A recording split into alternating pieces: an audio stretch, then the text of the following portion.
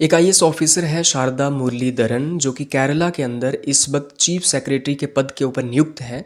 Recently उनके ऊपर एक रिमार्क पास किया जाता है जिसमें ये कहा जाता है कि उनका कार्यकाल इतना ही काला है जितने उनके पति गोरे हैं।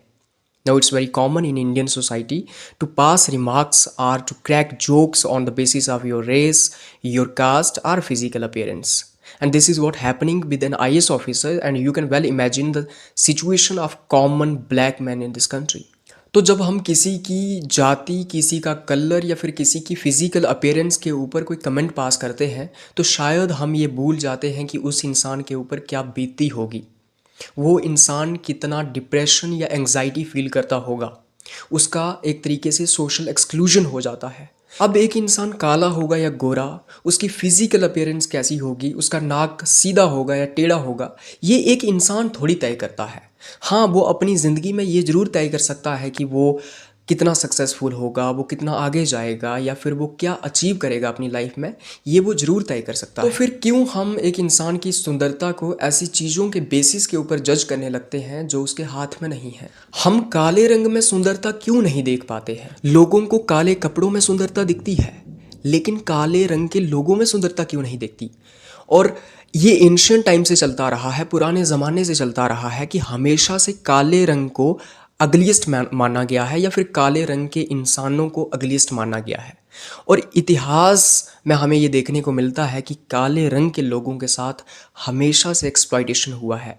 चाहे आप अमेरिका में ब्लैक्स के साथ हुआ अत्याचार देख सकते हैं, चाहे आप साउथ अफ्रीका में अपाथिर देख सकते हैं कि हमेशा से जो काले रंग के लोग थे उनको गुलाम बनाया गया, उनके कल्चर को सप्रेस कर दिया गया, उनको अगली डिक्लेयर किया गया। हमें ये समझना होगा कि जिस वाइट रंग को, जिस गोरे रंग को हम सुंदर मानते हैं, एक्चुअली में वो वाइट रंग एग्जिस्ट करता ही नहीं है। वाइट रंग 7 रंगों से मिलके बनता है। आपने साइंस में पढ़ा होगा, बचपन में पढ़ा होगा, विबग्योर जिसको हम कहते हैं। तो बेसिकली ये जो वाइट रंग होता है इसमें 7 रंग होते हैं। एक आ गया वायलेट, इंडिगो, ब्लू, ग्रीन, उसी के साथ येलो, ऑरेंज और रेड। इन 7 रंगों को मिला के ही वाइट रंग बनता है। तो एक्चुअली में वाइट रंग एग्जिस्ट नहीं करता है, लेकिन इन 7 रंगों की जो मिक्सचर होती है उसको हमारा ब्रेन जो है, हमारी आंखें जो हैं वो परसीव नहीं कर पाती हैं, इसलिए हमें वो वाइट की शक्ल में दिखता है। तो कहने का मतलब ये है कि वाइट रंग एग्जिस्ट नहीं करता है रियलिटी में। वाइट रंग 7 रंगों का मिक्सचर है, लेकिन चूंकि हमारे ब्रेन सेल्स उसको परसीव नहीं कर सकते हैं उन 7 रंगों को इकट्ठा, इसलिए हमें वो वाइट दिखता है। तो ये एक परसेप्शन क्रिएट किया गया है कि वाइट रंग ही सुंदर होता है।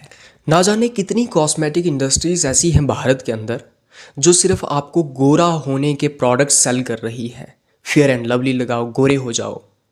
ये क्यों हो रहा है? ये हो रहा है जिस तरीके से हमारी सोसाइटी का माइंडसेट बन गया है, जिस तरीके से हम ये जो छोटे छोटे जोक्स हम क्रैक करते हैं, इंक्लूडिंग मी, हर किसी के साथ ऐसा होता है।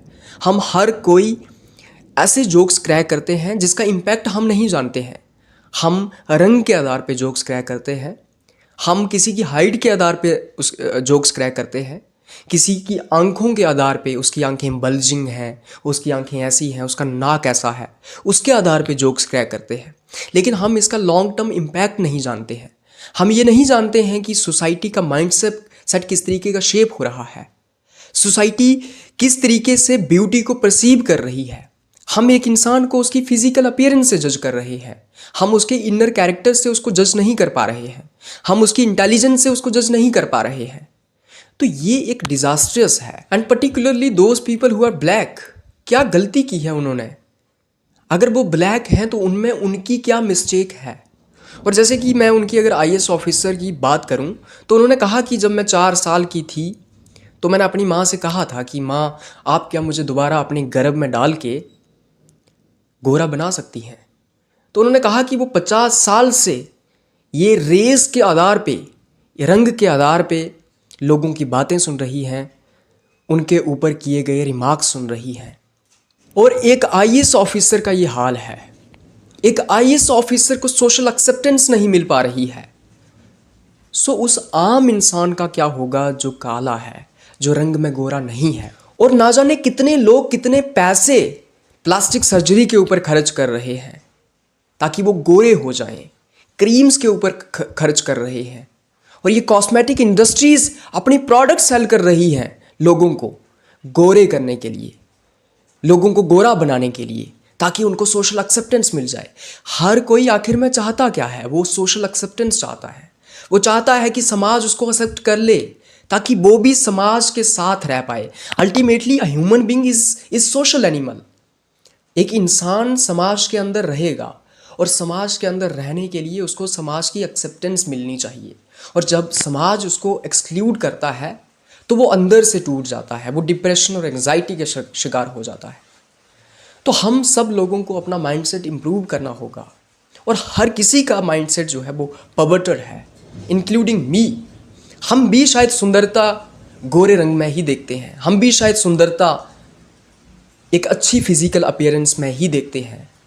सो we need to change our mindset, ताकि ये जो धरती है, ये जो प्लैनेट है, ये सभी लोगों के लिए एक समान रहने की जगह बन पाए। ये समाज जो है वो सभी का समाज बन पाए। ऐसा ना हो कि समाज के अंदर सिर्फ गोरे लोगों को जगह मिल पाए और वो लोग जो काला रंग लिए इस धरती पे पैदा हुए हैं उनको सामाजिक तरीके से एक्सक्लूड कर दिया जाए। हमें ये समझना होगा कि हम नेचुरल इनइक्वालिटीज़ को दूर नहीं कर सकते हैं, हम नेचुरल इनइक्वालिटीज़ को ख़त्म नहीं कर सकते हैं। नेचुरल इनइक्वालिटी मतलब आप काले होंगे या गोरे, ये नेचुरल इनइक्वालिटी है।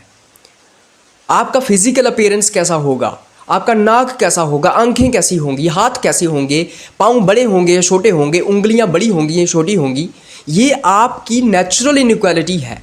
इसको हम ख़त्म नहीं कर सकते हैं। हाँ, हम कन्वेंशनल इनइक्वालिटीज़ को ख़त्म कर सकते हैं। हम रंग के आधार पे हो रहे भेदभाव, जाति के आधार पे, मज़हब के आधार पे हो रहे भेदभाव, आर्थिक आधार पे हो रहे भेदभाव, इन सब इनइक्वालिटीज़ को, इन सब भेदभावों को दूर कर सकते हैं।